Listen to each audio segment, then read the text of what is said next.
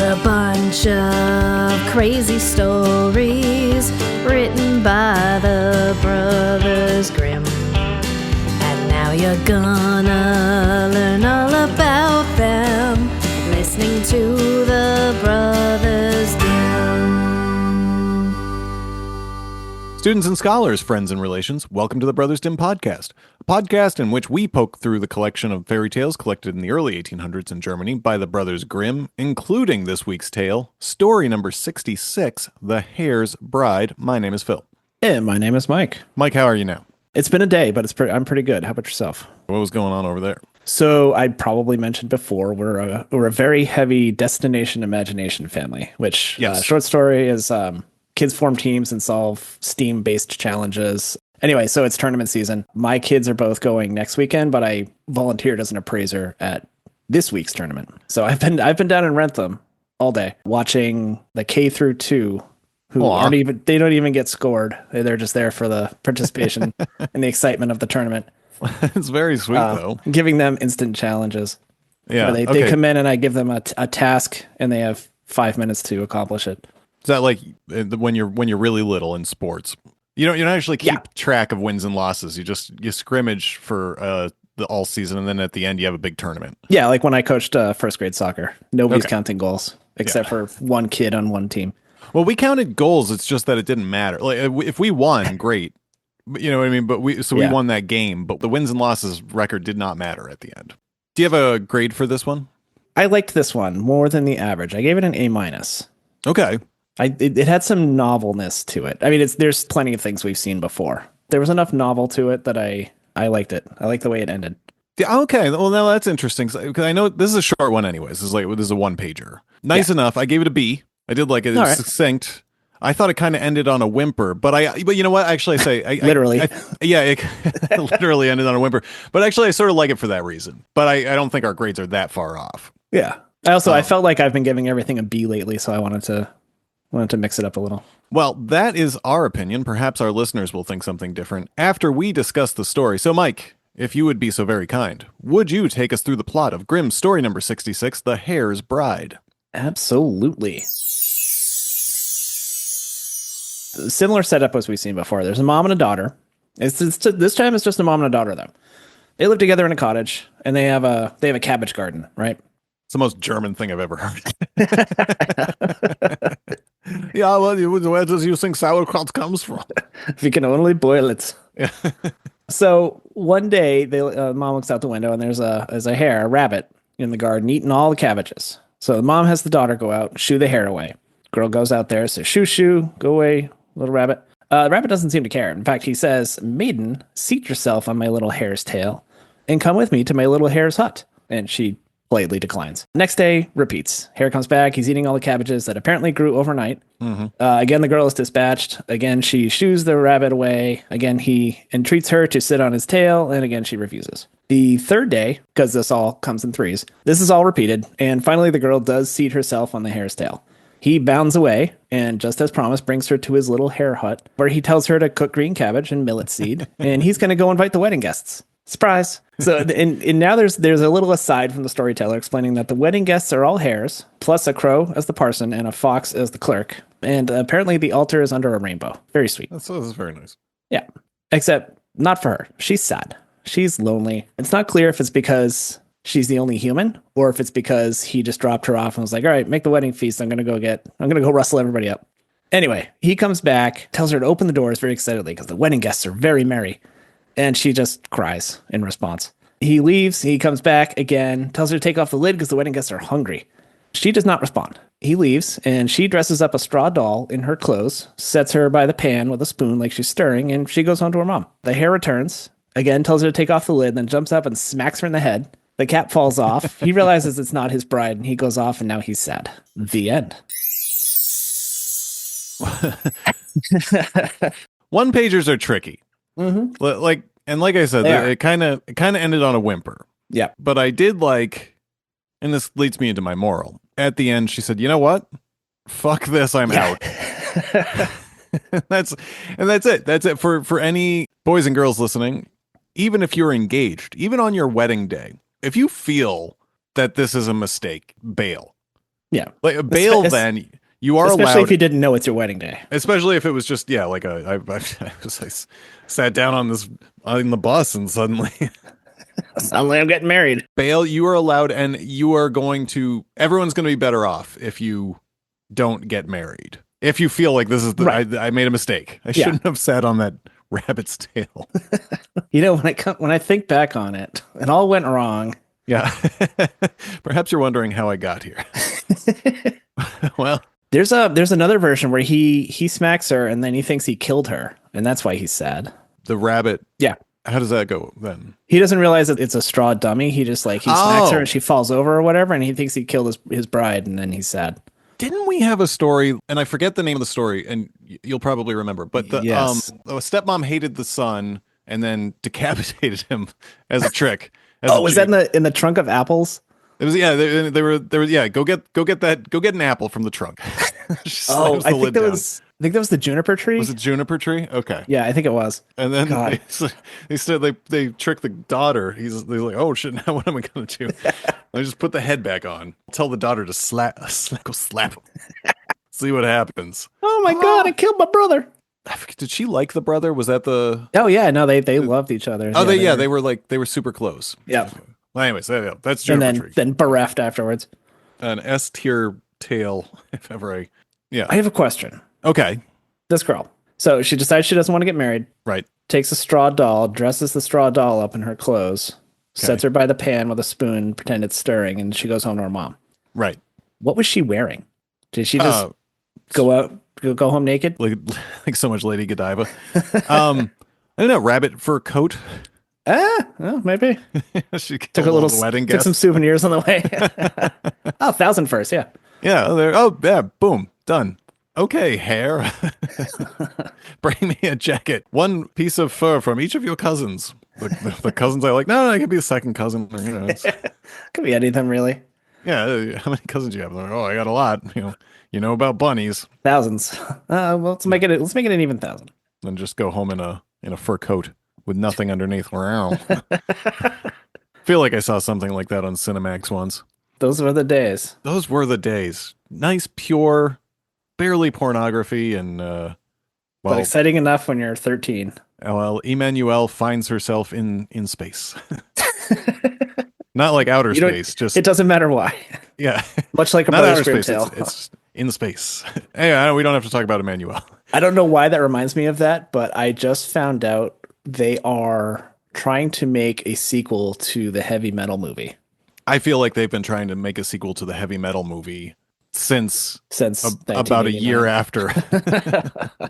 Anyways, Anyway. yeah, the second edition story from an unnamed source, but everyone assumes it's their drinking buddy. And I only bring that up because I like the guy, Hans Rudolf von Schroeder. I did see a couple references, yeah. It's like nobody knows, but But it's probably Hans. It's probably Hans Rudolf from Buckau in Mecklenburg.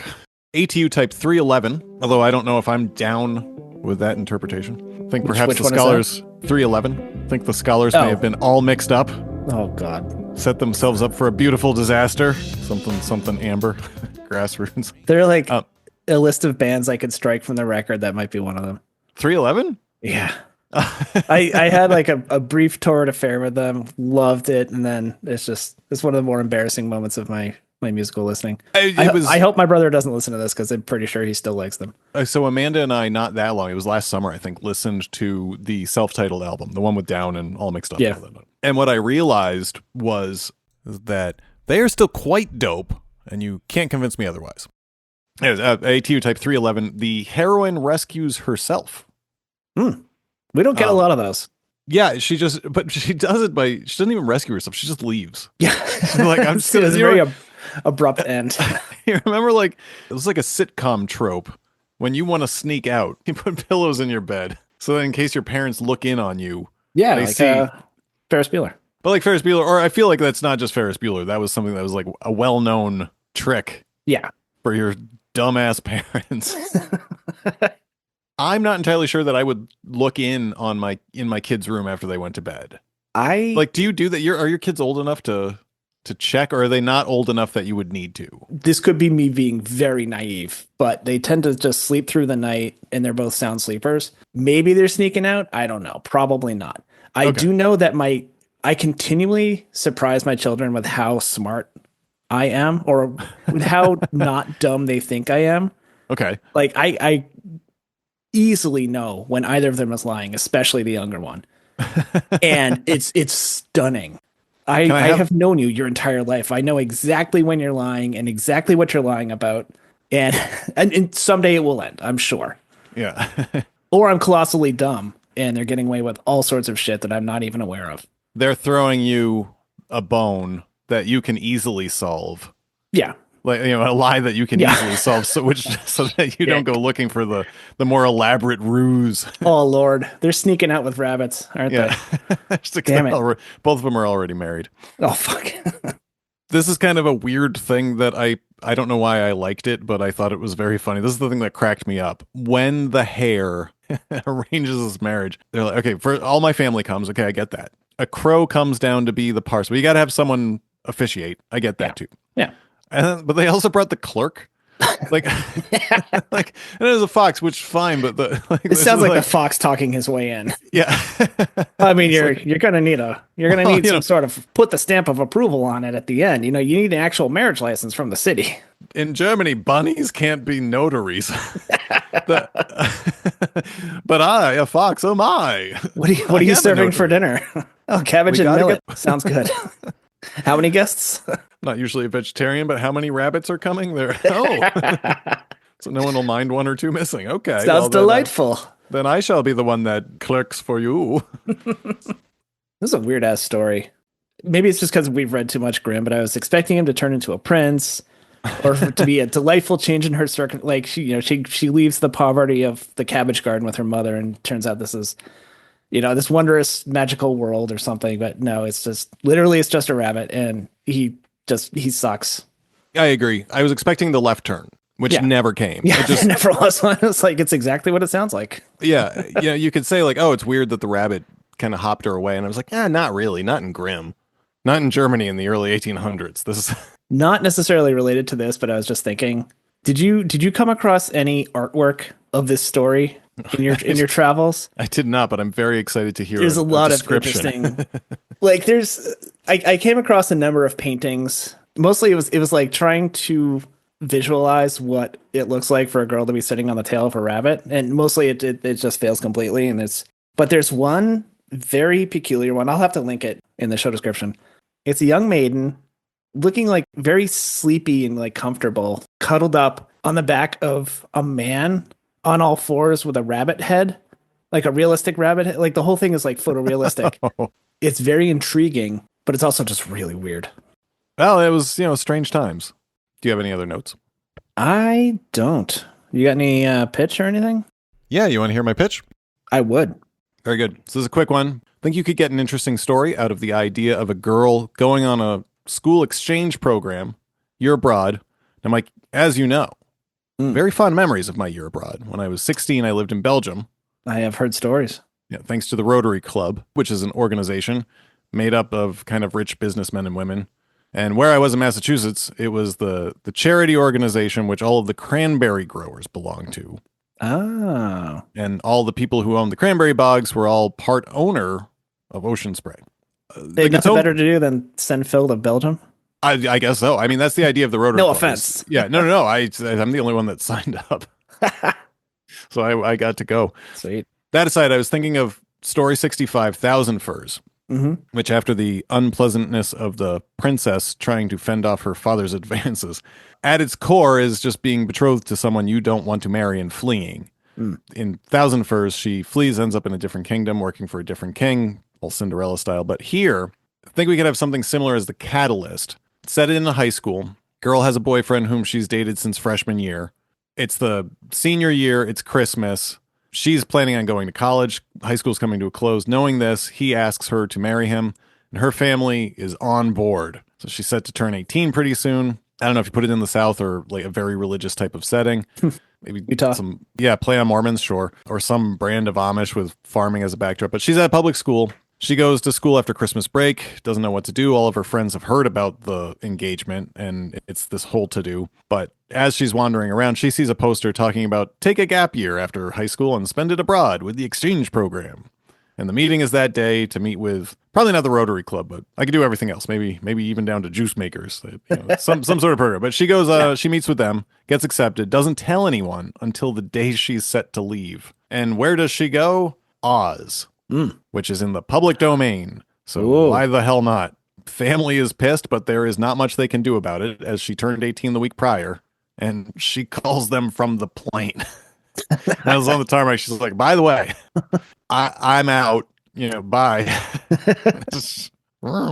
Peace. Yeah.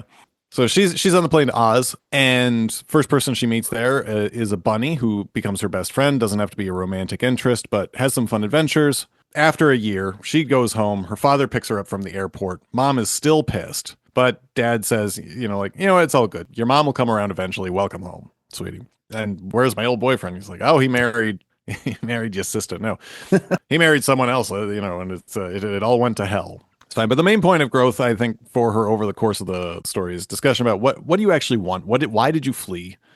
Was it just the boy himself? Was it the religion that you hadn't seen the world yet? Marriage, meaning you'd miss out on college, and everything being yes, basically, though more wanting to be able to make an informed decision.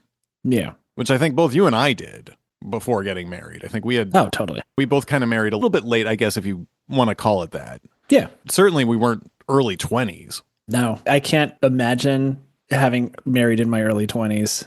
Considering the women that I was dating in my early 20s. That too. And many of them lovely women.